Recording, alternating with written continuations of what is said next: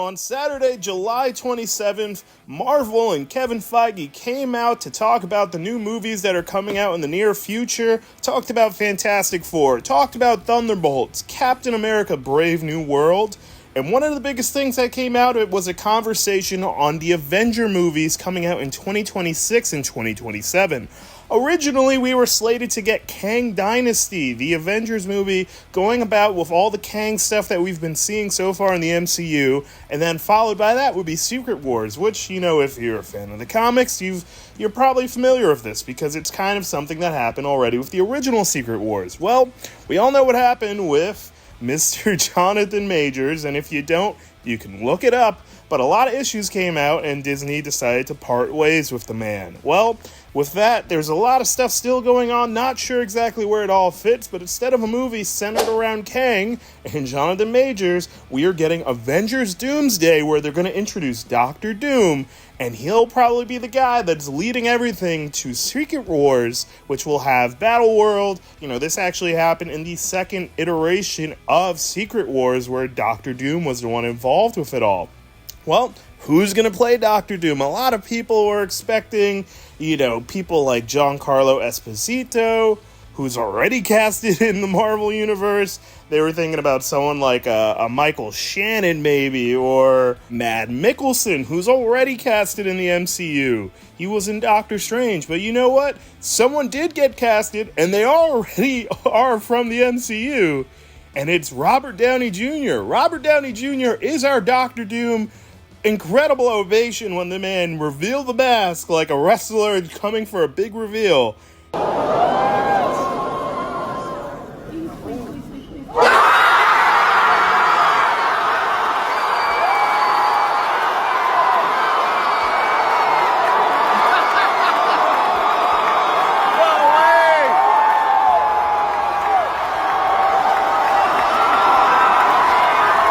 And there are so many things that can go with this, and so many people are feeling so many different things.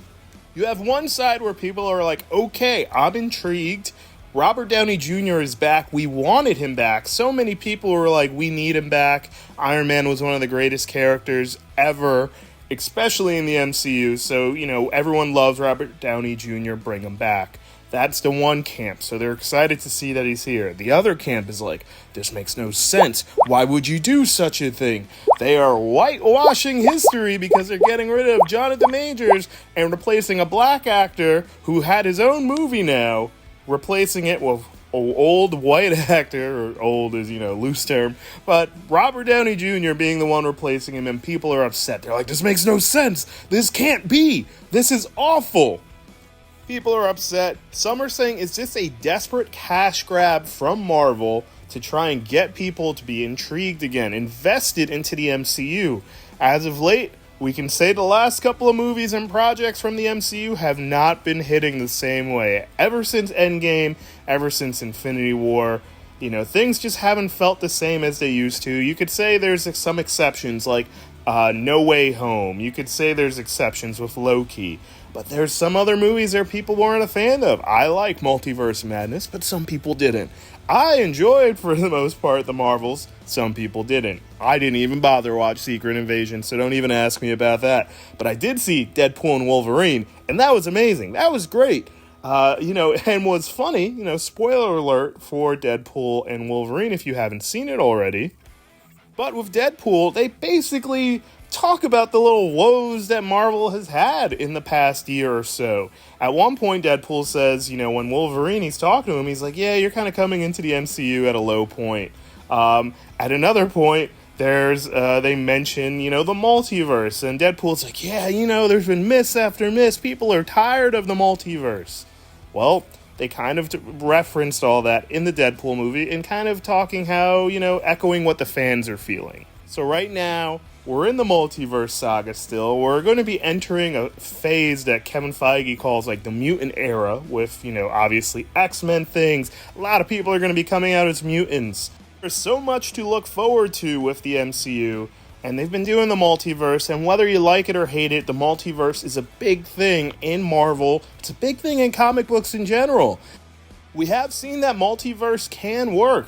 No Way Home, people enjoy that. It did a great deal in the box office.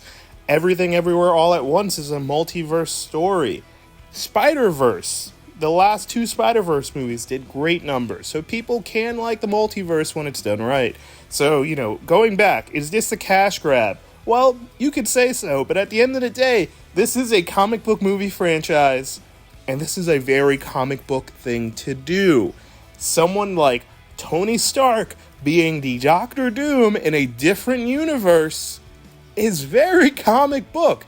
There are so many comics you could point to where something like this has happened in the past. I haven't read some of them, but I will say from what I've been reading and learning, there's a story where Doctor Doom becomes the next Iron Man after Tony Stark passes. That's called Infamous Iron Man.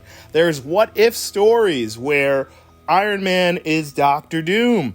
There is a story where Marvel team-ups happen with Robert Kirkman, the guy who did The Walking Dead. Well, he did a story where Iron Man, Tony Stark, he turns into Doctor Doom. He never coins himself as Doctor Doom, but he's all dressed up as Doctor Doom. He becomes this Iron Maniac. There's a whole bunch of stuff. I haven't read that one either, but I sure will.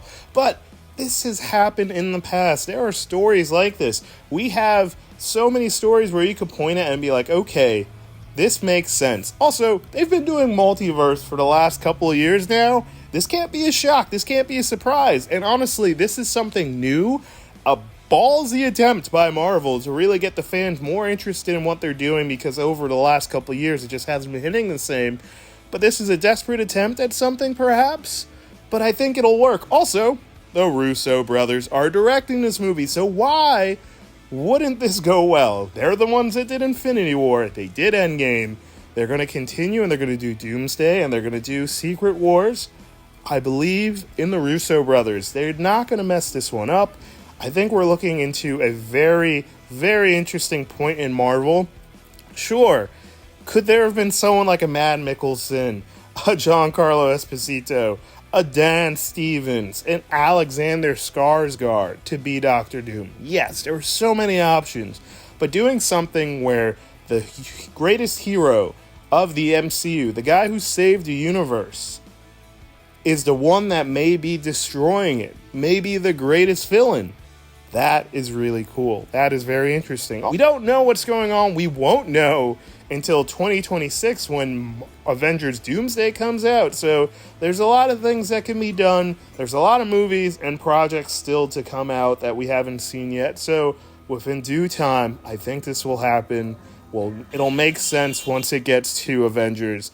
I wouldn't be upset. I'm going to be a little cautiously optimistic, but with the Russo brothers at the helm, I think it's going to make sense. I think we're going to be happy at the end of the day, but let me know what you think. Is this a desperate cash grab by Marvel? You could probably argue yes, but at the same time, I think it's a Hail Mary pass that might connect at the end, and we might get a good touchdown, aka we might get the MCU back at its glory that we want it to be. MCU is still a juggernaut when it comes to movies.